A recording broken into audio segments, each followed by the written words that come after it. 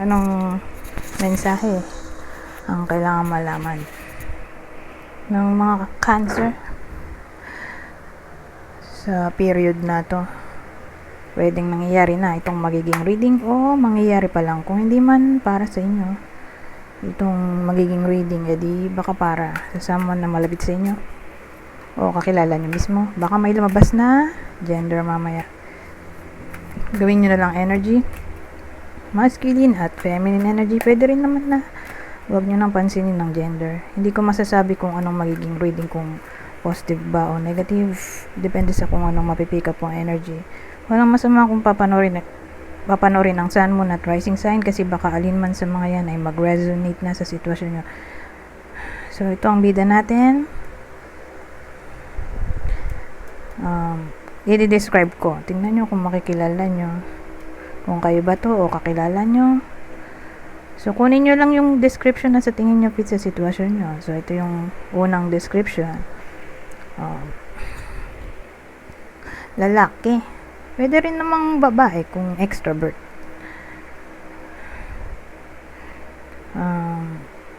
Pwede rin senior. Senior na yung tao, 60 pataas. Kung di senior, di tatay na siya.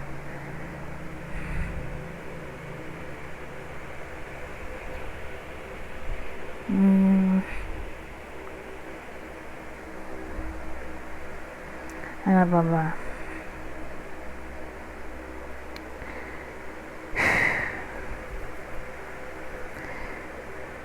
Ayun na lang. Tama na yan. So, anong meron sa taong to?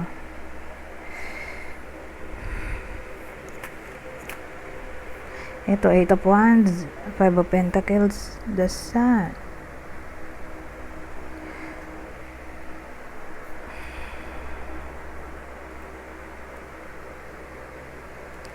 Teka, ayusin ko lang.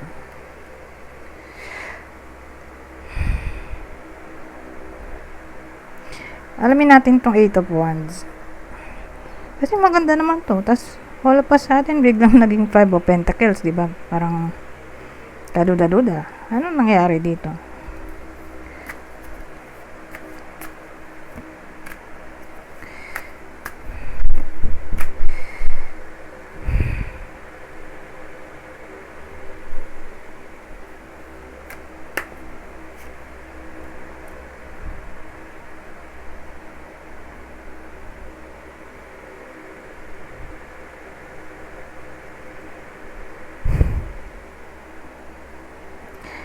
Whether nangyayari na to o mangyayari pa lang.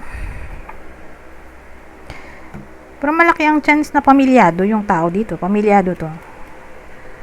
Sa kakasal. Kasi kung isasama natin to at ito, mukhang no contact sila nowadays.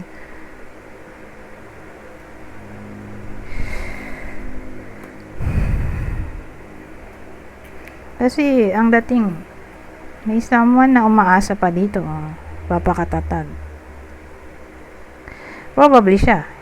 Okay? Dahil siya yung nandito eh. Itong lalaking tao mismo or babae kung extrovert. Okay? Kasi kung babaeng introvert, hindi siya sasama sa reading na to. So, para lang to doon sa sinabi ko kanina na description. Ngayon, natin natin to. Since may problem nga dito sa communication, di ba? Ito sa kato. Tapos sa papakatatag, di ba?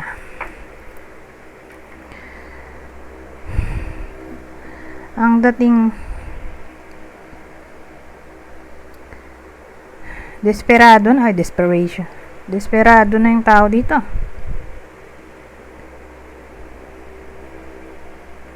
Feeling niya, inabandon na siya. Inabandon na to.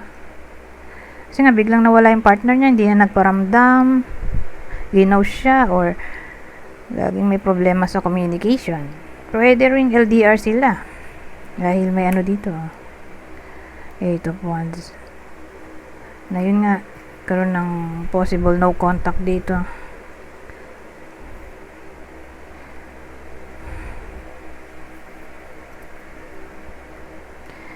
At feeling abandoned, ignored.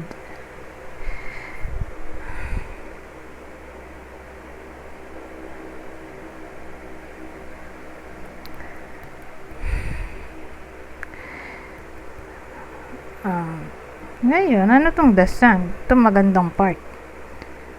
Ito yung tawag dito. Potential outcome, The Sun. Ano yung The Sun na to?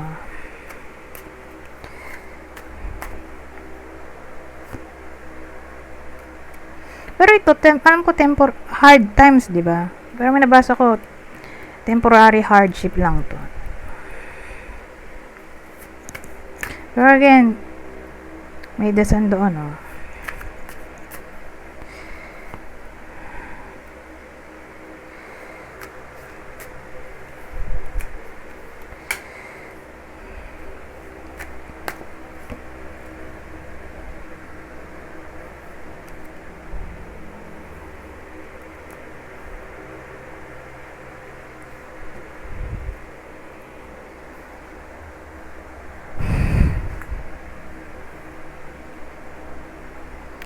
Oh well, ang dating sa akin,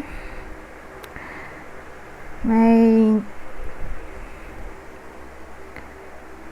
good news na paparating. Okay? Kaya lang hindi ito yung good news na inaasahan ng bida natin. Kasi yung good news natin ay more like tungkol sa career. Eto, baka magkapera siya or ma-promote. So, anything na may kinalaman sa career o money, yun yung breakthrough dito. So, again, sad pa rin siya dito kasi hindi nga ito yung in-expect niyang blessing sa The Sun. Siguro, ang gusto niyang blessing ay mag-reconnect sila ng partner niya. Pero for some reason, wala pa eh. Iba yung blessing na dumating. Na parang sad pa rin siya dito although may dumating na good news.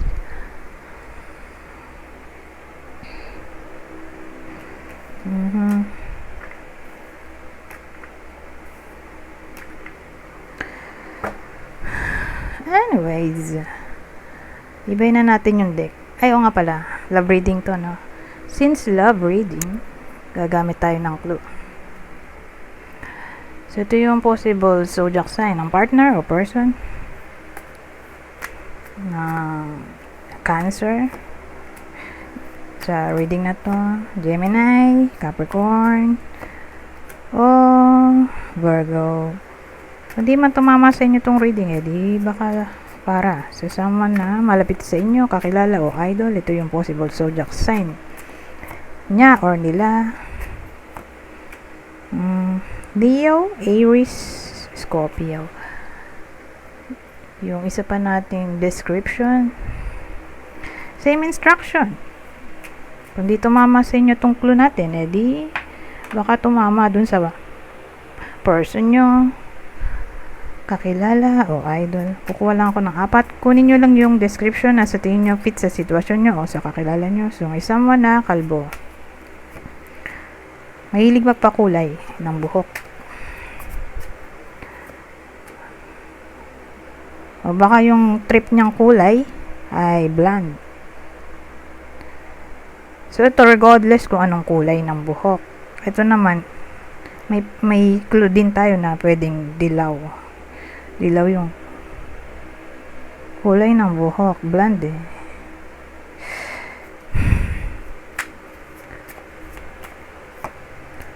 Ito. So, may someone na mahilig mag-makeup. So, hindi lahat ay mahilig mag-makeup tulad ko. Pero again, sa reading natin, yung babae or feminine energy ay mahilig mag-makeup. O pwede foreigner to kung ganito kulay ng buhok, di ba? Iba kulay. So again, case to case basis. Ito naman kalbo. So kunin nyo lang yung info na sa tingin nyo fit sa sitwasyon nyo o sa kakilala nyo. Anyways, punta na naman tayo dito sa susunod na deck. So ano pang masasabi nito? Ibang info. Oh, date night oh. Ito magandang part. Pero dalawin natin. Vacation. Ito ano. Malayong lugar. Yung date place. O during traveling siguro. O vacation. Doon mangyayari itong date night. Pero malaki ang chance na magta-travel yung iba sa inyo. Kalagay naman dito. So, sabi, vacation, you will be traveling soon, oh. So, sa period na to, may magta-travel sa iba sa inyo, o kakilala nyo. Tapos, ayan, magde-date sila, oh. Get ready to be wined and dined. Pero again, malaki chance na kung magde-date man yung iba sa inyo, or someone na kakilala nyo na may jowa, medyo malayo dito sa lugar nila. Medyo malayo. Sabihin natin hours yung layo.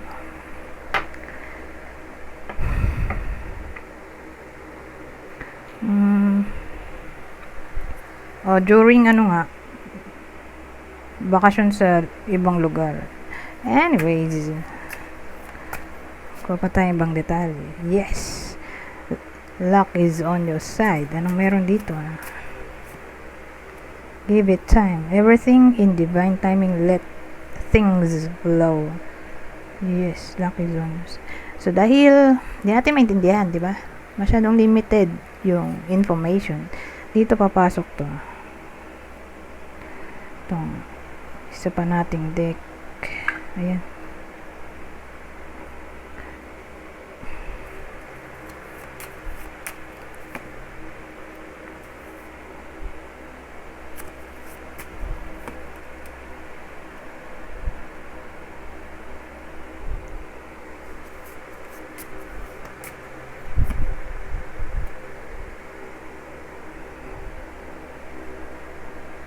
Ang kuro 3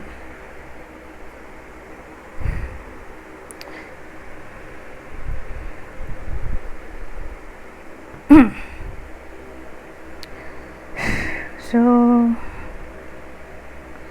mukhang love related issue ito kasi may heart tayo eh.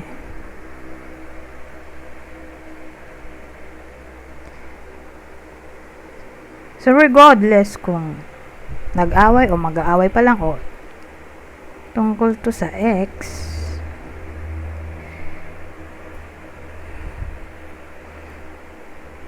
na possible yung healing dito, yes daw eh.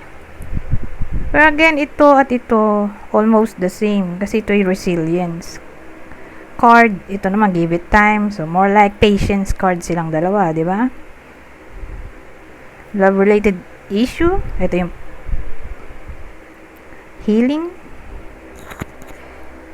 So again, kung love issue, may chance daw ng reconciliation kung maghihintay. Okay? Ano kaya yung specific na pwedeng pag-awayan o pinag-awayan para lang may idea yung iba sa inyo kung para sa kanila ba tong reading o hindi.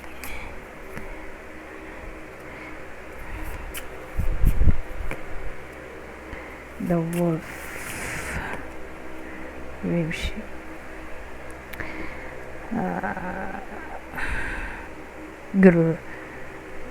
Grave wolf sheep.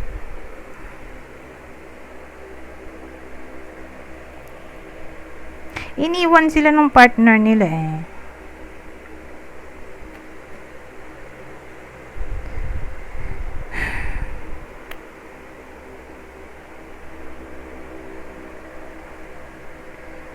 Ayun.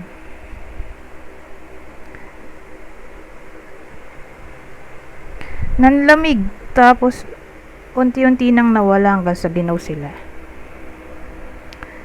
So, more like, inabandon na yung tao dito. Literal na,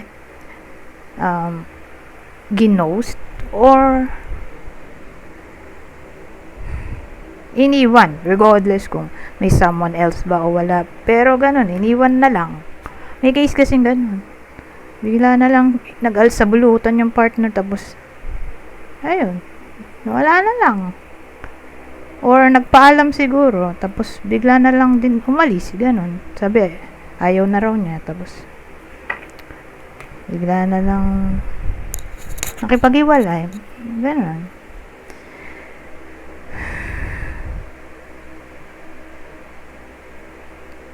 Pero sa case na to, wala naman kasi lumabas na someone else. So, more like ghosting yung nangyari. Ginost.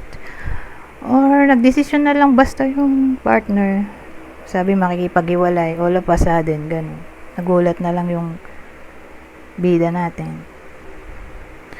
Na okay naman sila. Tapos, yun. Bigla na lang nakipag-iwalay. Pwedeng ganun yung case dito. Inabandon. Anyways, basahin ko na lang tong part na to para mabilis. Kukuha lang ako ng 3. Kunin nyo lang yung info na sa tingin nyo ay fit sa sitwasyon nyo.